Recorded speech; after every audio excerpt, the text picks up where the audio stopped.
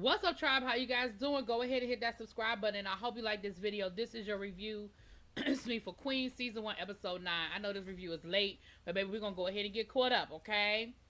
So we start this episode off. We know we left off with Bree had gotten shot. And at the very end, you know, it sounded like she had flatlined. But then at the very end, if you paid attention, we heard a heartbeat. But this episode, it opens up with the ladies standing around the grave, devastated, upset, talking about what do we do now? Where do we go from here? And, you know, basically the group is over. The group is dead. And everybody's going to go their own separate ways. You know, Jill is blaming herself because, of course, it's her husband that shot Bree. And so she's blaming herself for all of this, like, you know, if it weren't for me. And so that's just kind of where everybody is going. Everybody is going their own separate ways. 3 months, we fast forward to 3 months later. 3 months later, we have Brandy and E have bought Bree's house.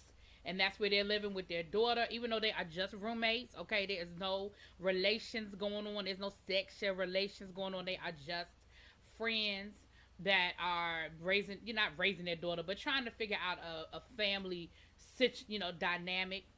Jill has moved on, baby. She is acting and doing some other things, but she is still haunted by the guilt. And she's not talking to the ladies like they're calling her, they're reaching out to her, but she's not responding to them.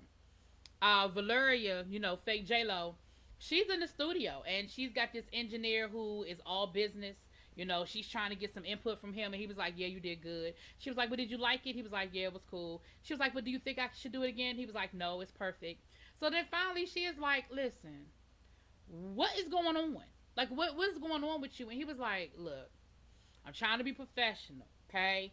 But since, you know, you got me talking and you trying to, you know, he gave her all these compliments and talked about how great she was and how beautiful she was. He said, I mean, since you already, you know, got me being unprofessional, how would you like to go to dinner? I know a place.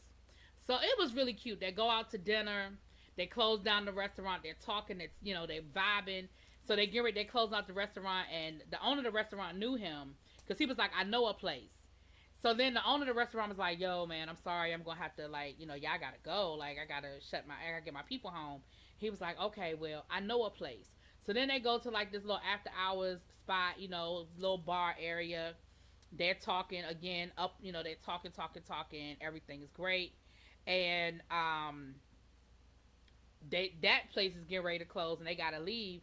And he was like, I'm really not ready for the night to be over. She was like, me either. He was like, I know a place. So then they end up going to like an all-night diner where, again, they are talking and they're just sharing everything with each other.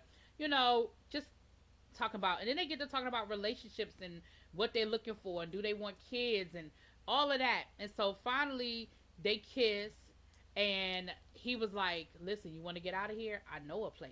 Now, I'm thinking that they about to go back to somebody's house and get it in, right? That's the place I'm thinking they talking about. Baby, next thing you know, they are in Vegas getting married, honey. So Valeria done got married. Now, I'm thinking this can't be real. Like, this is fake. Like, this is a dream sequence because of all of the ladies that you would think would run off and just get married on a whim. It wouldn't be her, right? The other thing that made me think that this was a whole little, like, dream sequence was Lil Debbie Snacks decided that she is going to law school to become an attorney and, you know, stand up for the righteousness, you know. Sort of like the whole Kim Kardashian thing where I'm going to go to jail and get all the people out of jail and be this great person. But she got one of her old little nemesis coming for her. Some little white girl rapping. She said, I used to be her mentor. Like, I used to try to help her along the way.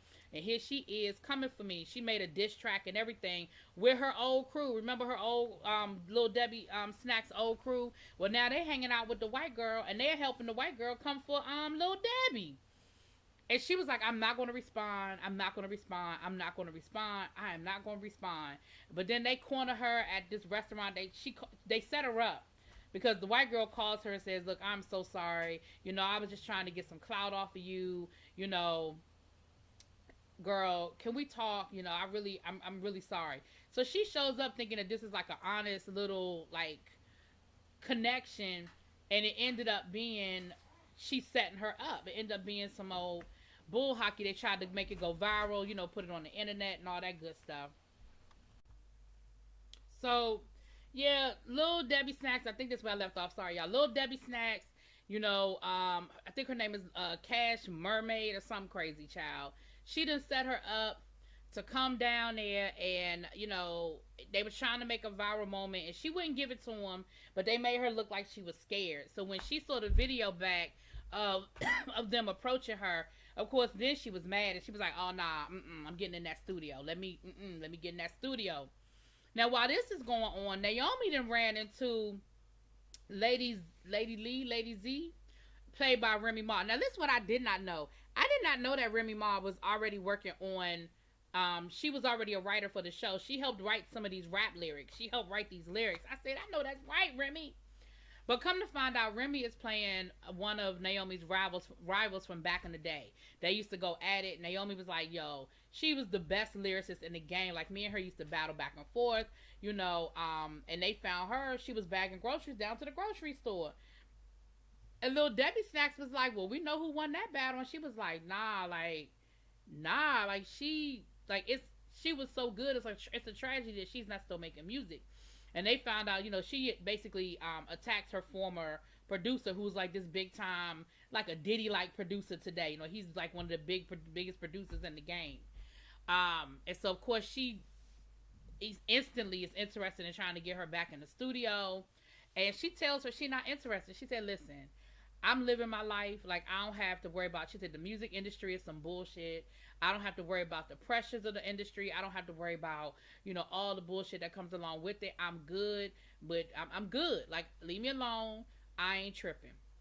But of course, y'all know she ends up coming to the studio, and her and Naomi do a song that is absolutely freaking fire. Y'all know I love Remy. Remy is one of my favorite lyricists of, like, going back to, I'm conceited. I got a reason. Yeah, I love me some Remy. I even like some of her rap battles. Anyway, back in the day rap battles.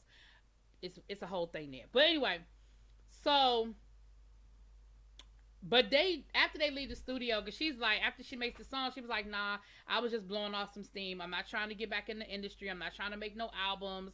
Like, the music industry is some bullshit, And what she ends up doing, she ends up confiding in Naomi that basically the word is that she attacked her manager, and basically that's why she got blacklisted. She said, but that's not really what happened. Like, he actually sexually assaulted me and made me look like the crazy one, made me look like, I was crazy and I was out here wilding, when actually all along it was, he set me up kind of thing. Now, while this is going on, Valeria then came back to the crew with her new husband, and of course they all think she is absolutely crazy. They were like, girl, you don't just go out here and meet somebody and get married the next day. Like, that's not what you do. But she was like, listen, life is short, with everything that's happened with us, with Bree. I just realized that life is too short. And honestly, I was just ready, yes, we still have a lot we need to get to know about each other, but I love him, he loves me, and it is what it is. And so, I mean, of course they had their reservations, but ultimately, they accept him. So then we go back over to Jill. Like I said, Jill is really struggling, and she decides that she's going to go visit her old friend, Mr., Coca-Cola, cocaine. And she calls up her old dealer to get her some, and she meets up with him. She buys the drugs. We had this whole, moment with her riding around with the drugs, looking at the drugs, crying, flashing back on what happened. And eventually she throws the drugs out the window. Then she gets pulled over by the police. And, the police was like, well, you got an expired tag. She was like, I'm so sorry. He said, well, listen, I have to give you a citation, but I'm going to let you go. But then his partner comes along and was like, wait a minute, ma'am, did this fall out your car? And she's got the drugs. So they end up arresting her. So she calls the ladies. Mind you, she been ignoring their phone calls, and they've been talking to them all this time. But she called them when she got in some trouble, okay? And, of course, they went and got her, little Debbie Snack got her out of jail. with her little fake, online law class, basically saying that they couldn't prove that the drugs belong to her, and they're not gonna go through the trouble of trying to arrest her and prosecute her on some that's not gonna go through anyway because it's just circumstantial. I mean, you just found some drugs on the ground. You can't say they belong to her. You can't even say that they came out her car, even though they probably saw them fly out her window. But so they tell her, listen, Jewel, we don't blame you for what happened. Like, you can't kick us to the curb. You can't ignore us. You can't push us aside. Like, we love you and we accept what's going on. Like, we know that you did not do this on purpose. You wouldn't purposely have put any of us in any sort of danger. So Lil Debbie Snack goes back into the studio and she absolutely produces the diss track, which of course ends up being fire, because she was like, what you're not gonna do, you're not gonna keep playing with me. Like I said, I was retired. I tried to let y'all hoes live, but y'all wanted to play with me, so I had to come back and let y'all know that I'm not playing with y'all. And so the track was nice.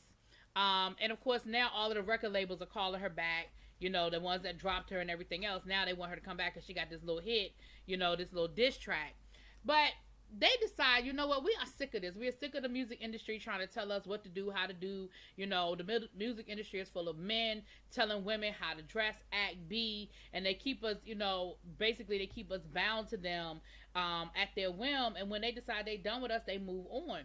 So the ladies decide that they are going to create their own record label, and they sign Remy Ma as their first client. They gonna sign Lil Debbie Snacks as their client. Jill is going. All of them are going to sign to their own label, and they're going to be their own independent label and produce themselves, okay?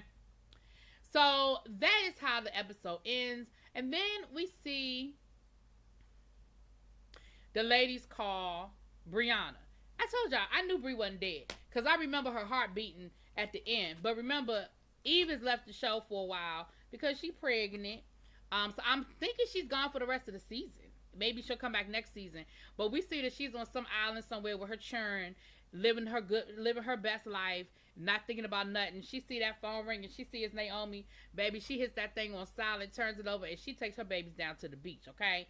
And that's how the episode ends. So y'all let me know what y'all think. We're going to get caught up. I know I'm behind. I know this is an old episode, but I'm going to get y'all caught up. And I'll talk to y'all later.